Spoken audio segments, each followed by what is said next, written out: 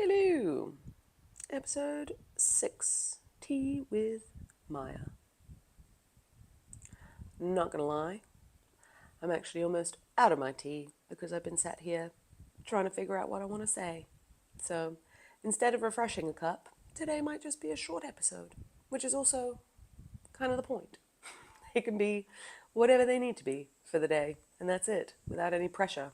I wanted to find a lower pressure way to create and actually spend time with you guys. It was just making me think actually about how my commitment to my daily newsletters was my commitment to my audience, I guess. And I remember one of my mentors saying, big list energy, like even when you're starting from small, even when you're starting with not very many followers or again, zero, even if you're starting from nothing, it's that flywheel of acting as if, right? And operating as if. So assuming my list had 1,000 people on it, and that's the caliber and that's the quality of insights and conversations that I'm bringing to the table inside that newsletter.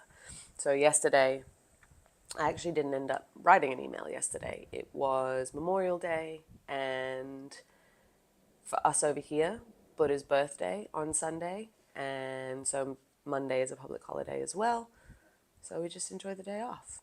And yeah, it's got me thinking a lot about the goals that we set ourselves, the pressure that we put on them, and this odd push and pull game that we have to play at all times. And the zoom in and zoom out, where we have to realize that zooming out long enough term, we're playing something on a long enough horizon. You give yourself an extended period of time to get anything done, and usually you'll make it. But also, what's that? Something's law where the time expands to the amount it's been given. So if you give a task 10 days to get completed, it'll take you about 10 days. If you give the task 2 days to get completed, you'll complete it in 2 days. So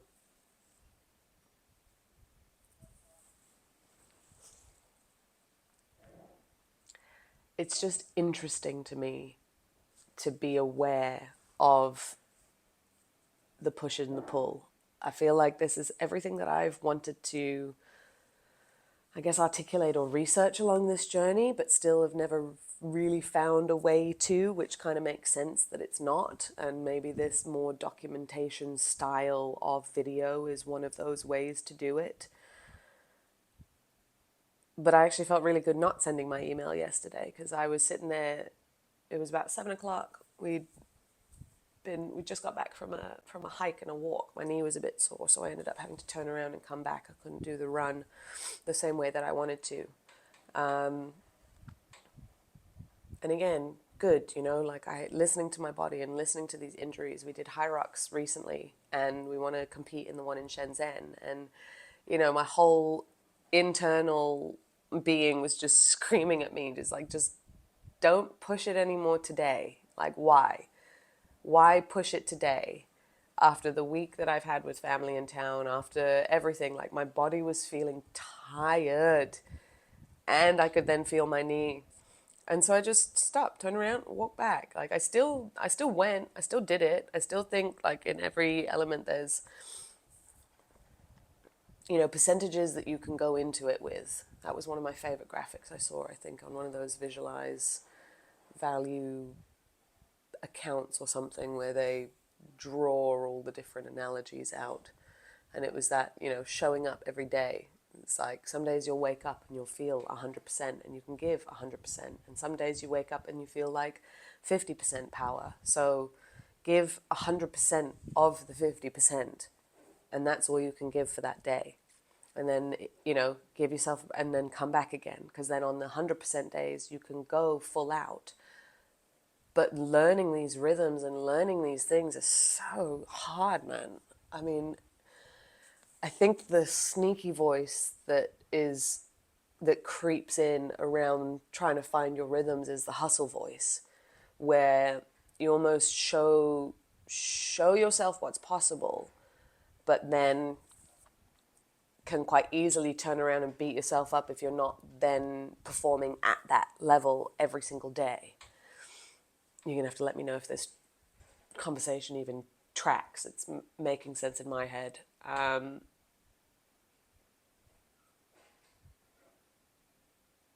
So yeah, yesterday I didn't write my email. I didn't do any posts. I made a commitment to myself at the beginning of the year that I was going to be doing daily emails, daily posts.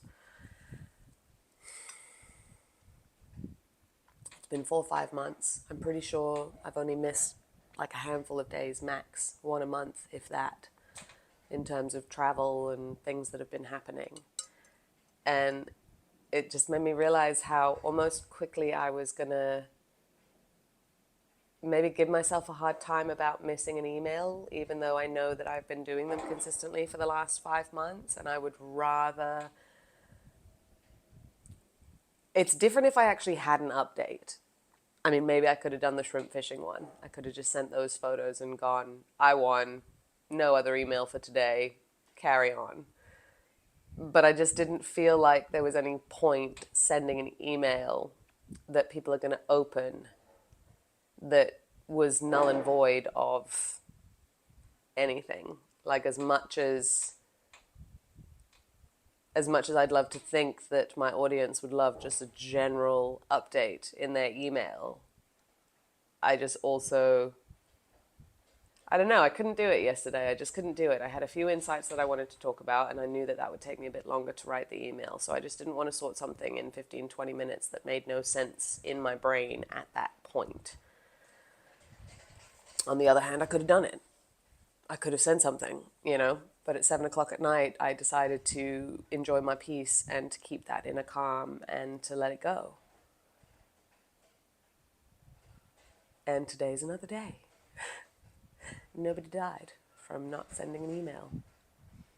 I think it's, what's that? There was another artist I've come across recently, a gentleman, he's in his 50s. He does a lot of text posts.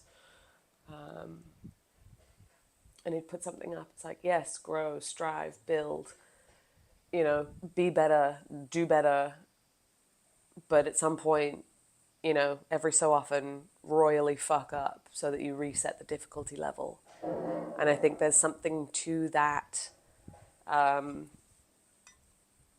always on-ness that we've cultivated as a society and almost reinforced with positive productivity, trying to optimize every nanosecond of life when I feel like the fun parts of life weren't meant to be optimized.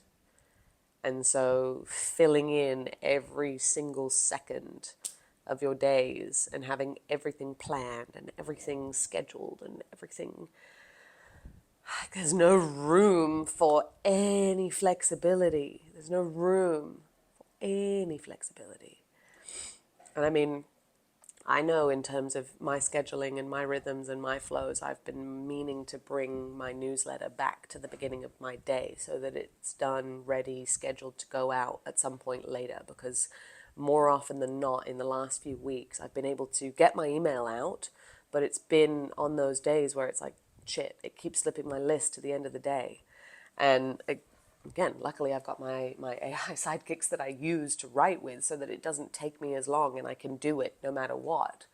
But say like yesterday, if I'd have actually done my email in the morning and had it ready, it could have gone out. Like I actually had some time. I did do a little bit of agency work in the morning and I could have slotted in my email, but it got to the middle of the day and I was just like, nope, I'm done.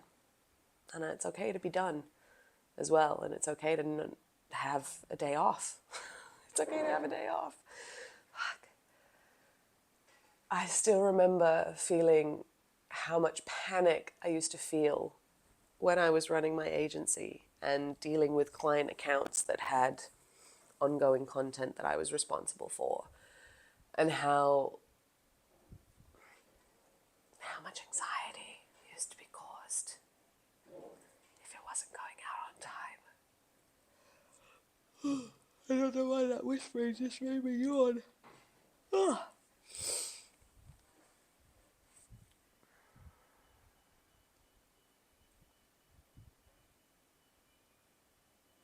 I used to feel full panic attacks for not having content ready for clients. Like, we can manufacture these panic attacks in ourselves. In ourselves.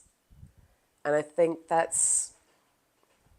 know that's been a big part of the work that I've had to do in the last few years. Every time my brain starts doing its thing, where it's over worrying, overthinking, Maya, I'm like, I have to do this. I actually like dust off my shoulders and I physically dust off the worry and dust off the stress. And I go through this mental process of like, okay, where's this coming from? Why are we worried about it? Okay, if it's really worrying, let's go all the way in the worst case scenario, let's go all the way in the best case scenario, and then let's drop it. Because there's nothing else that can be done. Like, I full on was in my mind feeling like I was doing something. And all I was doing was more research, more planning, more strategizing, and it was only stopping me from doing the doing and the actions that add up every day. And I think we can spend so much time, we do spend so much time wasted.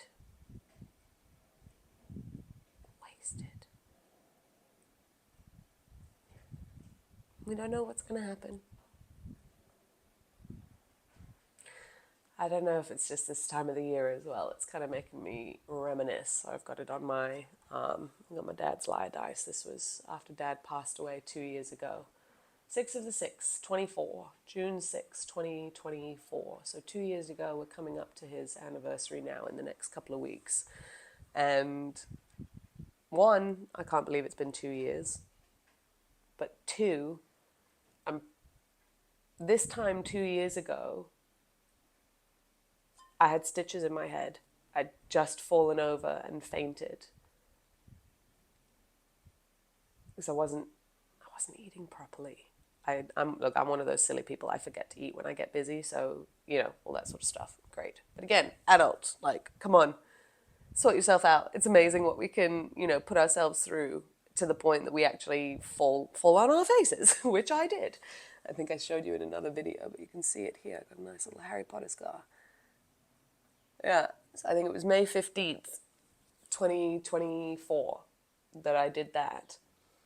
We were just starting our rounds of Slay social media with my friends Christy and Ryan and Barley. I've spoken about those in another episode. And my headaches were just starting to stop. Because that forced me, even that week, I couldn't look at my computer very much, and I was running a damn challenge. So I was able to be on the Zoom in the morning to run it. Christy and Ryan were amazing at getting everything up and out in terms of posting onto our platforms. And then I was able to just, do a bit of messaging in the afternoon and then go again. And luckily we had the plan for the 10 days. We already knew what we were doing. We already knew, and we'd had the slides and everything ready. So it was good. We just had to present and be there. Those guys carried me through that first two. Anyway, it was amazing. It was so much fun. Absolute rock stars. But I was just coming out of this, I think it was 2 weeks, 3 weeks, and then I get the phone call that no international child ever wants to get. Your father isn't going to make it through the night. So I was on a plane. I had to message all my clients, message all my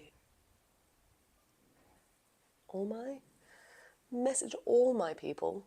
Who was it? It was my clients, it was the agency guys, a couple of friends. I was on a flight 2 hours later after I found out. I booked a flight, was at the airport, flew out straight away. And again, it was amazing how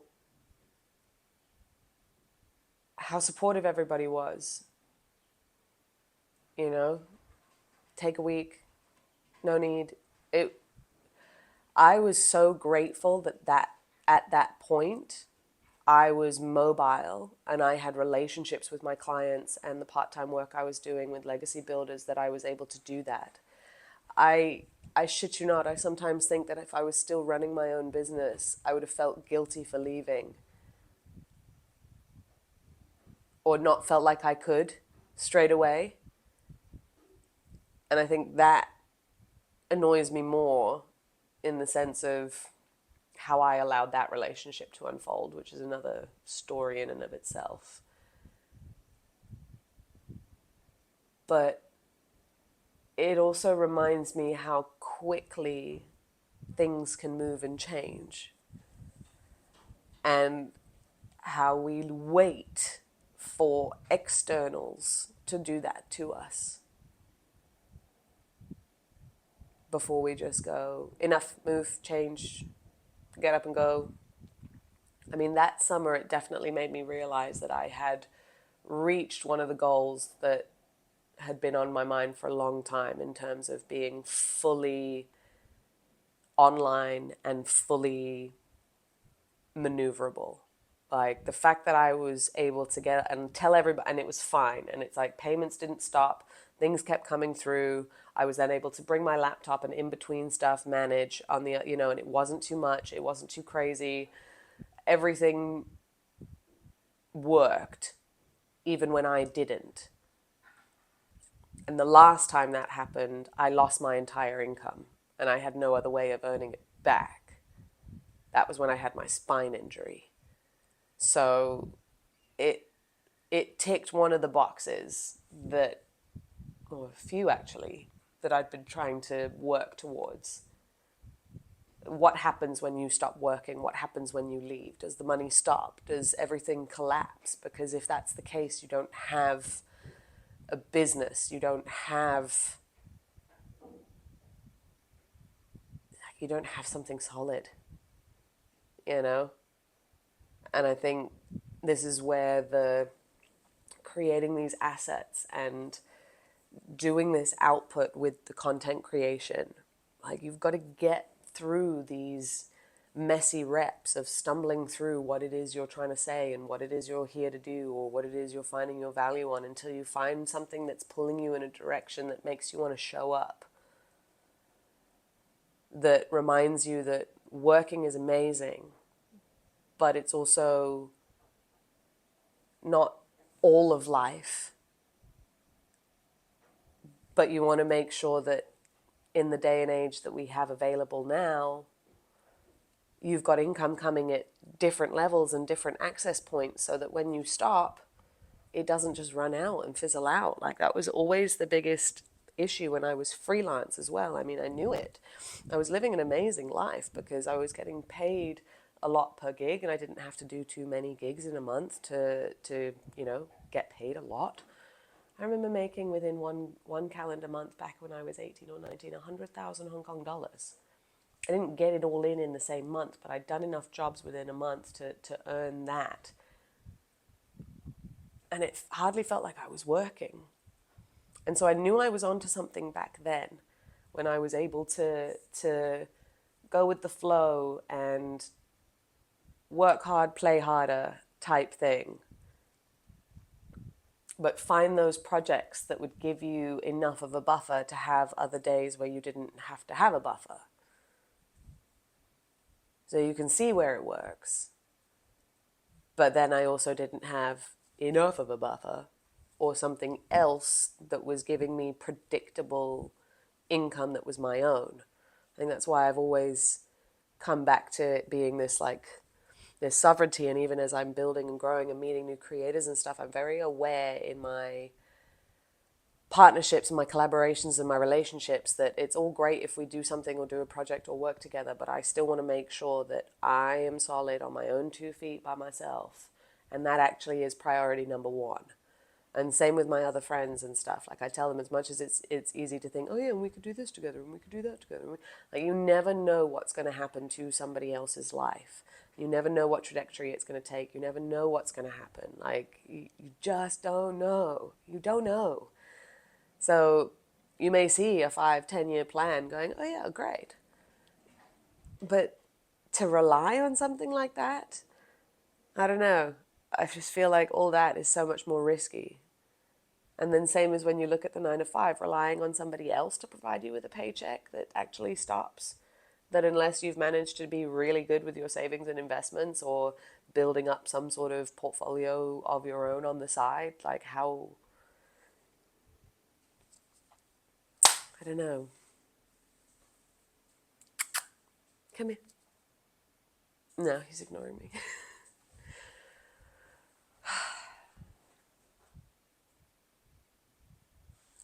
Trading your time for money is a trap. Building assets over time helps you become freer. Building out ways where people can find you while you're sleeping, people can spend time with you while you're not there.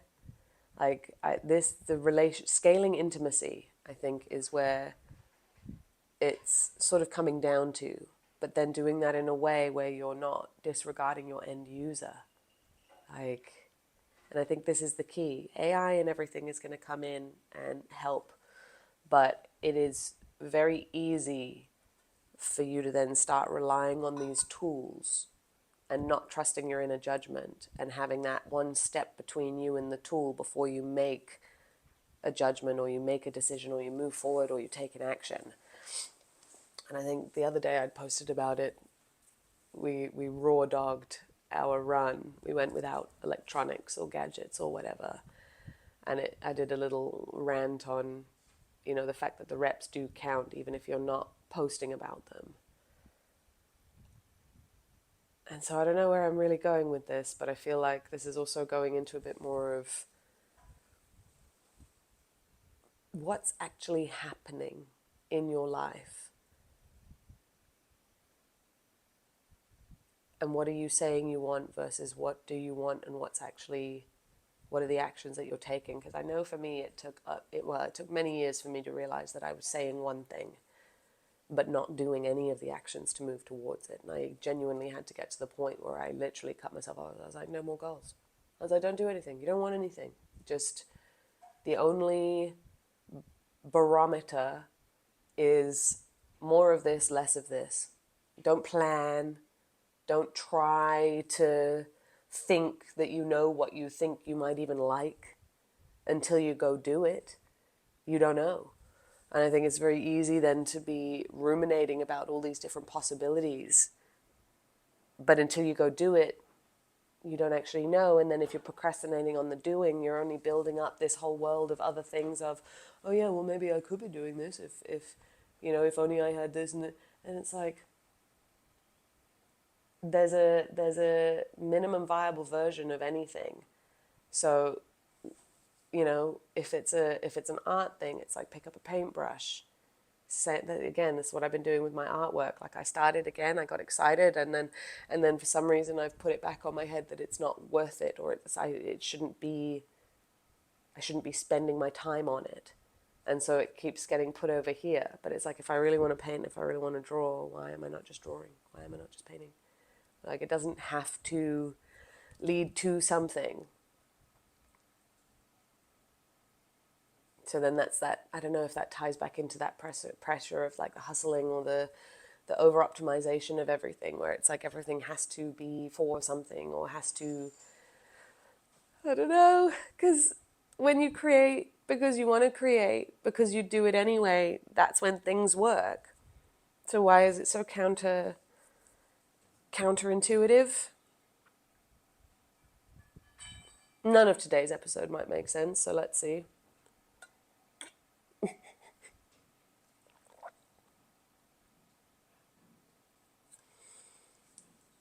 I just think more and more I'm realizing that it's down to energy management on a day-to-day basis. And in order for that, or in order for you to have a decent base level of energy management, food, health is a requirement, because these bodies don't function very well when we fucking shit on them and then expect them to perform over time anyway. And then the blocks of the projects that you know that you're needing to move forward. Because again, I mean, that was a whole thing that used to piss me off. I'd like allocate certain amounts of time to do stuff in a week because, you know, some guru said, oh yes, put it in the schedule. So put it in the schedule, get to that block. And then I'd be pissed off if the hour that I allocated for that block, I got nothing done. Or I only got like this much done versus what I had thought I was capable of doing in an hour. Because yeah, sure, in an hour I can do all of these things. And that management of what is actually happening in the slots that you've, allocated versus what you thought might happen, and then adjusting the expectations of the outcome on the other end of that. Like, I know if I've had a really shitty week of training, I'm not feeling great. Construction, I'm not sure if you can hear that, but we're going to wrap up here in a minute. Yeah, I started and stopped this episode a few times this morning as well, because I wasn't sure exactly what riff I wanted to go on, but I guess that's also kind of the point. I've been wanting to document more of these in-between bits, because I'm definitely not where I was, and I know I'm not exactly where I want to be, but I am feeling like the person that has it now. And that's due to the work that I have been doing over the last however many years.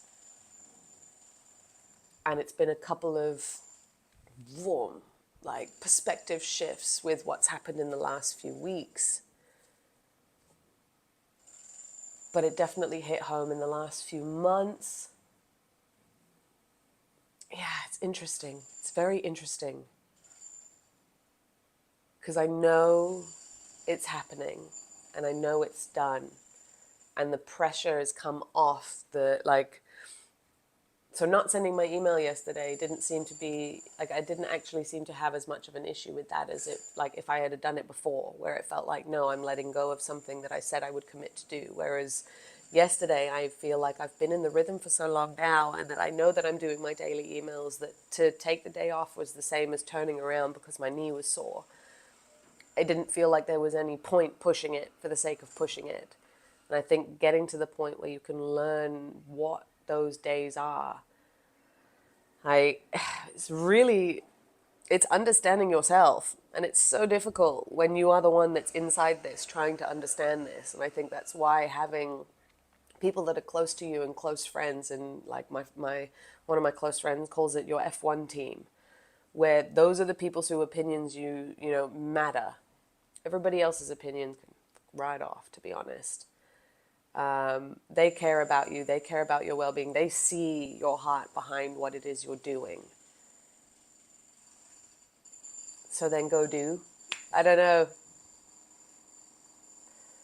know. Go do, but don't kill yourself doing. Ugh.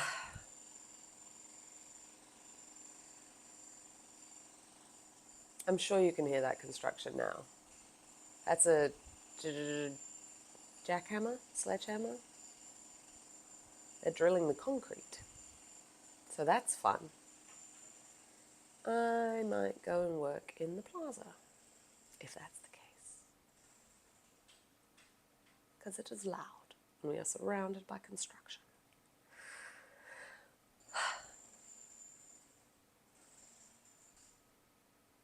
Well, I did want these to be off the cuff. And I did want these to be very human in terms of the emotions and everything that we're going through. And, you don't always have to have good days. And you don't always have to force yourself into these, it's this force.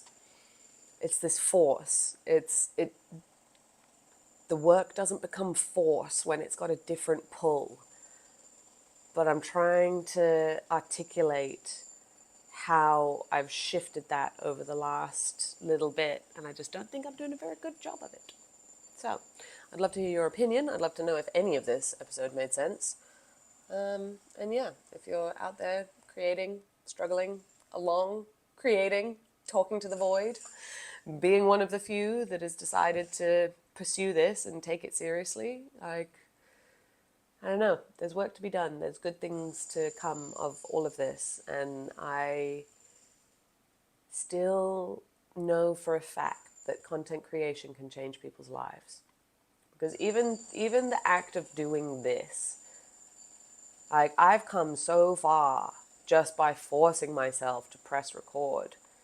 You guys don't know the half of the shit that I've been working on, and you none of us will. I won't know what you've been working on. You won't see the back end. Nobody will see all of what it takes and all of what it took. And I think that's also the point, because we are all very unique and very individual. But I think this is where we've kind of capped everybody and we've grouped everybody into these, I don't know, groups, stuck labels on everything. I think it's remove the labels, remove the worry, remove the stress, remove the plan. Again, it's so simple, and it's all the cliches. They're cliches for a reason. Stay in the now.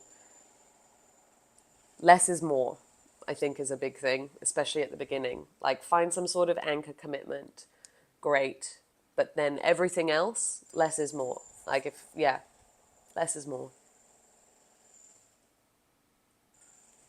I'll see you tomorrow.